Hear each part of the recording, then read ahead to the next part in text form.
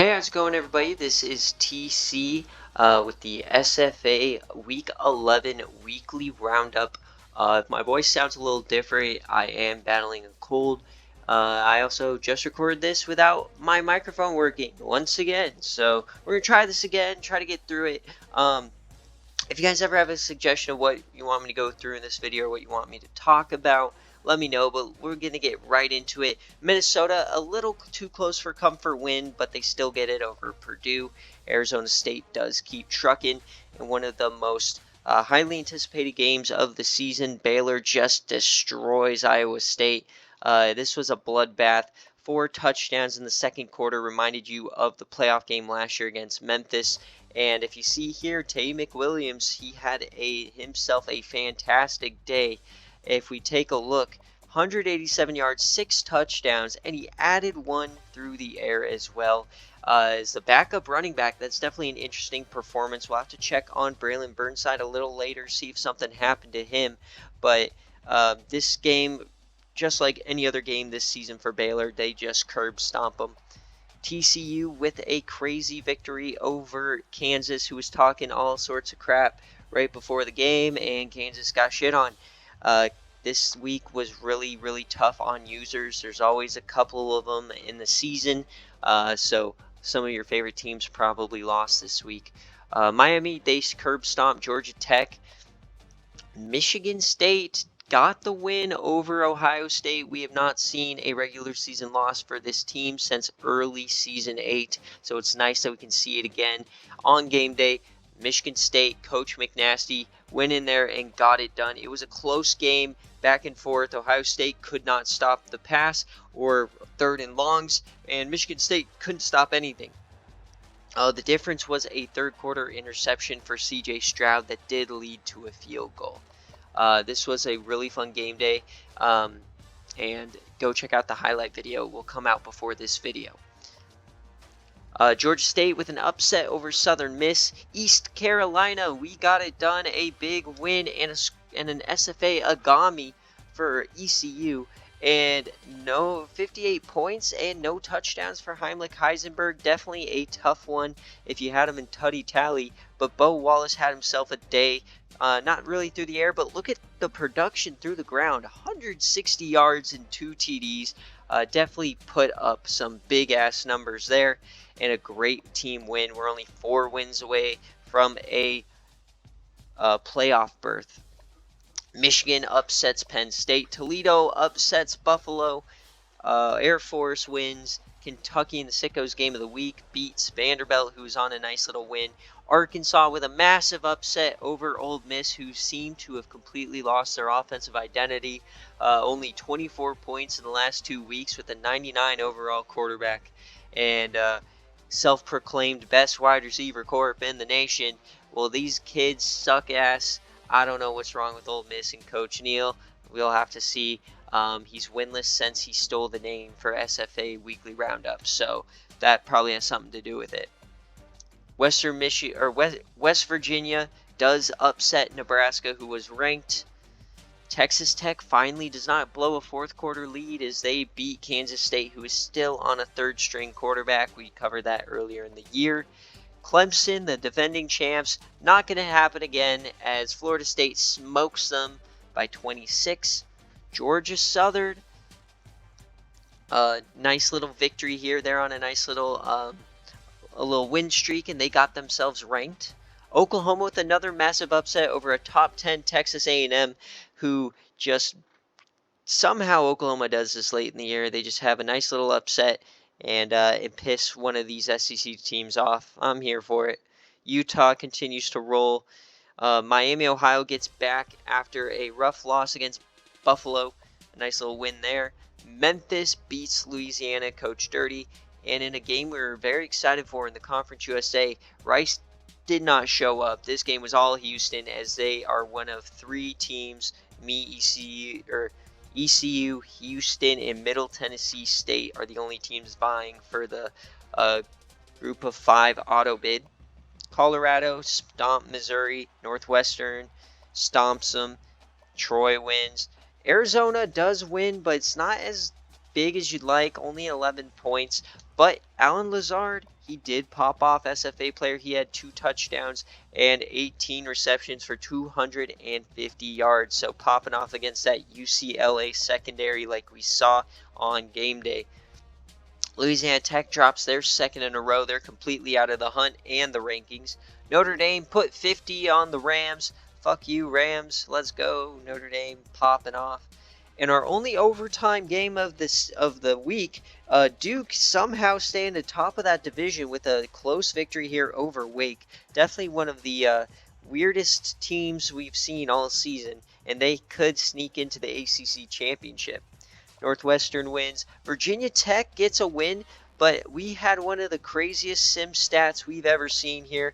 Take a look. Player of the game, Roderick Rook Chungong, an SFA player, 17 total tackles, 12 TFLs, 6 sacks, and a forced fumble, and a deflection. I don't know how you can get more dominant than that. One of an all-time SFA performance against a Pitt team that should have won that game. Boston College controlled this one the entire time. Syracuse just made it close at the end. Florida continues to roll. Cal rolls. And a bunch of G5 games.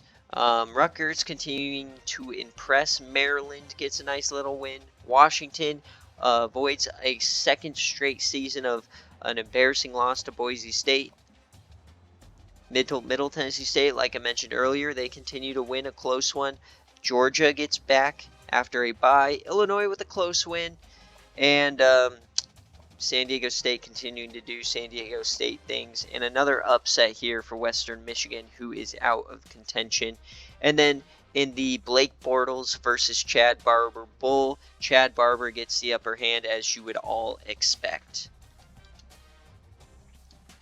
Moving on now to the rankings, and just to let you know, it is the CFP committee now, so these rankings come out right after game day, after we discuss. And Baylor does jump Boston College, even though they're undefeated.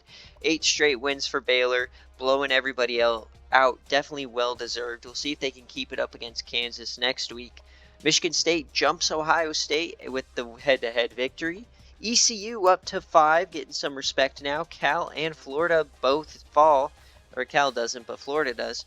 Utah moving up. Tennessee moving up a little bit in a bye. Houston, the G5 team, getting some respect as well. Colorado, not much respect as a 1 loss behind Houston. Northwestern, Arizona State, Texas A&M, all 2 loss. Our first 3-loss team up at 15, Georgia, Minnesota, Illinois, 2 loss, so not a lot of respect there. Alabama and Ole Miss. And then Miami gets the least respect. They have 2 losses and are at 20, but they can still make the college football playoff. Middle Tennessee State gets ranked. Washington's up there. Kansas falls. And Georgia Southern we saw earlier. And Arizona getting up there with number 25. Now let's move on to some statistics. Or actually, no, we're going to go, to the players of the week. So we talked about both these players, Roderick Rook Chungong and Tay McWilliams. 7 TDs on one end, 6 sacks on the other. Just legendary performances from both of them. Braxton Miller with 5 touchdowns. Holden Shaw, SFA player, 3 sacks. And then you got Cam Porter over here, who did enter the Heisman race last week. This performance definitely will help him out there. 2 interceptions for West Virginia. ECU gets on the board, but Tim Ricks, 18 carries, 96 yards, 2 TDs, and then 16 receptions for 180 yards. Looking like Debo Samuel out there. Conference USA, a sack, forced fumble, and 2 interception day for Paul Leonard. Independence, not much there. Another running back going crazy, over 282 yards for the Akron guy. Kai Milner still up there, and then you got 2 sacks as well. Nick Scalzo, Kentucky, and then Antoine Williams in a losing effort gets player of the week. And Sunbelt is swept by Georgia Southern SFA players. You got Jeff Driscoll, 4 tutties, 300 yards, and Brooks Klink got himself a forced fumble and a recovery. Now moving on to stats. Stat leaders, Kai Milner, Boykin, Conover, Miller, and Strong. 3 SFA players, 2, 4, and 5. Rushing leaders, Rocket Sanders is fallen. The Army guy does take him over. Cam Porter up to 3, and then no sign of McBurnfinger as he did drop.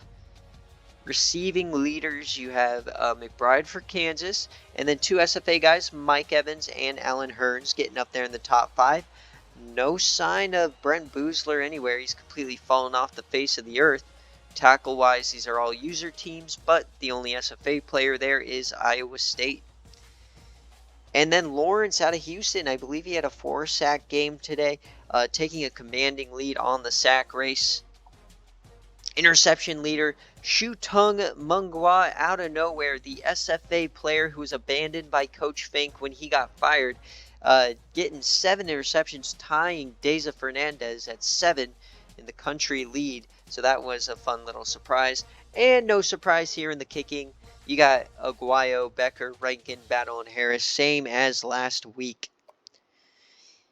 Now before we move on, we're going to talk about awards semifinalists. See how these races are shaking out. You got the Maxwell to Marcus Davis, SFA player. Manziel, an SFA player. Nico Reed is a Colorado guy, non-SFA. Lawrence for Houston. Milner at O'Brien. Porter for Walker. So these are all players we've been talking about. SFA player for Alan Hearns. The Mackey going to Ebron, who's an SFA guy. Georgia. Florida State center. Garfield Lawrence, so he's the only guy so far to be on 2 races. Buckus to Georgia, and then Nico Reed as well, so he's on 2 leading 2 races. Cole Becker, Crashaw, and then the Jet going to Ryan Scales for Stanford. Now it's time to look at the Heisman Watch. And boom, Banks McBurnfinger, despite not having a touchdown on game day, he does maintain his lead. Marcus Davis, 5 touchdowns through the air. It was not quite enough to unseat McBurnfinger. And Cam Porter, he is moving up to 3rd now, despite Milner having 4 tutties through the air. And then Bo Wallace, we talked about him for ECU, having himself a nice year. 2,600 yards, 26 touchdowns, 5 interceptions. But the rushing yards, this is what got him up there. He had 2 tutties on the ground and 150 yards. I've seen quarterbacks mainly up here because of their rushing stats, so keep that in mind in the future when recruiting like a pocket passer. Most likely you are not going to see him up and around this area.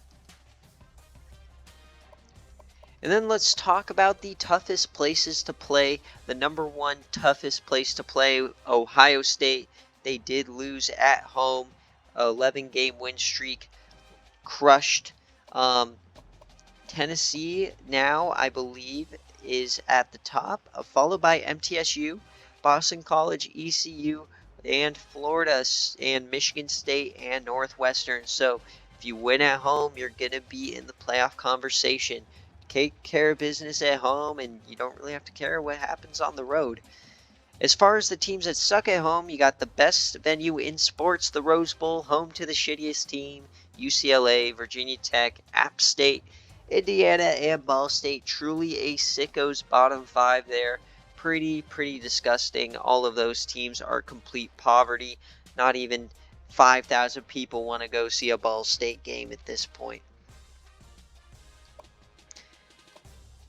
And before we head on to injuries, I just want to take one last look here. Looks like I talked about everything. I sometimes get confused in these videos. But we're going to go to the injury report, and there's a few big ones I do want to talk about. We're going to start down south at Arizona.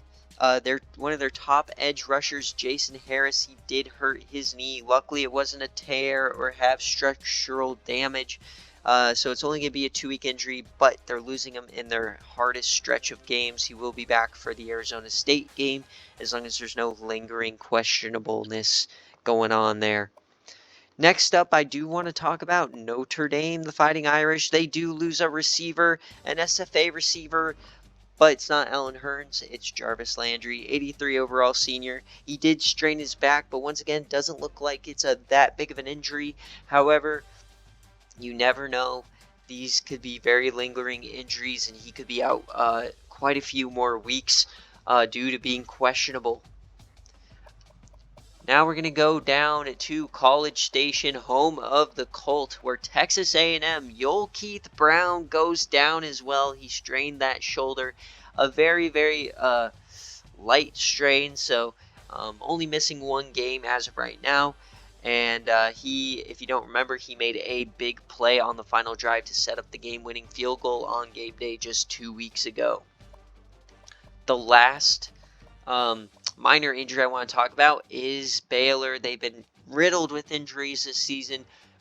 Right as Shad Boyko comes back, they lose the #1 recruit, Braylon Burnside, to a strained pectoral. 3 weeks, definitely tough. He's going to miss the Kansas game and a few other critical ones. But he should, if everything goes according to plan, there's nothing questionable or doubtful happening, he will be back for the conference championship, which is very likely going to be against Colorado. If we go down now, I want to talk about another team riddled with injuries. You got Coastal Carolina and Chase Smith, the starting safety, goes down with a broken tailbone. Definitely some ouchy injuries coming out of there. 7 weeks with that tailbone. And you got to think the paint and security Hermanos has something to do with it in all of these losses. I mean, they got to be taken out on the players. That's what I see, a broken tailbone, somebody kicking them in the ass or something, trying to get these players to play and breaking their bones. Now we're going to go to Marshall, who's having a great year, one of their best years since Fink screwed him up. Rasheen Ali, the senior running back, 89 overall, dislocates that elbow, and his season is in fact over. Tough one for them, but they're still having a good season. They're very likely to go to a bowl game. And finally, another user injury. Coach Sorey, UNC, a sorry year for him. His left tackle now goes down. These games are honestly critical, even if you are completely out of race for any sort of bowl or anything, just because your recruiting budget is directly impacted by how well you do in terms of record, wins, and losses. So every game does matter at the end of the season. So this one definitely will hurt and very well could cost Coach Sorey a lot of money in terms of budget for next season. That is all the injuries. Not really that big of a deal. I do want to go over the game day choice for next week. Week 12, bam, right here at the top. It's going to be Coach Fink and Kansas coming off a tough loss against TCU. Against Baylor, the behemoth. We have not seen them on a game day yet this year. Baylor, Coach Flame, looking for their 5th straight college football playoff berth. This one's going to be fun. No Braylon Burnside. We are going to see Tay McWilliams, but you got Teddy Bridgewater, plenty of players, SFA players on both sides of the ball, eager to make plays. This is going to be one hell of a game. And yeah, so that's going to wrap it up for this week, for week 11. Let me know if what you guys are excited for in terms of the college football race for the playoff. We're headed into the nitty-gritty, only a few weeks left. If you like these videos, let me know if you want me to add something or talk about a team a little bit more in depth specifically. If you do want to join the Discord and participate and see all this information posted in real time, all the links are in the description. We stream everything on Twitch and post all the VODs and stuff to YouTube. So plenty of ways for you guys to enjoy our content. If you want to interact with the coaches themselves or take your own shot and get your own team, like I said, Discord link is in the description. So once again, thank you guys for watching. Feel free to watch the highlight video posted right before this if you would like. It was one hell of a game, one of the better games you will see on a game day. So thank you guys for watching, and I will see you next time. Peace.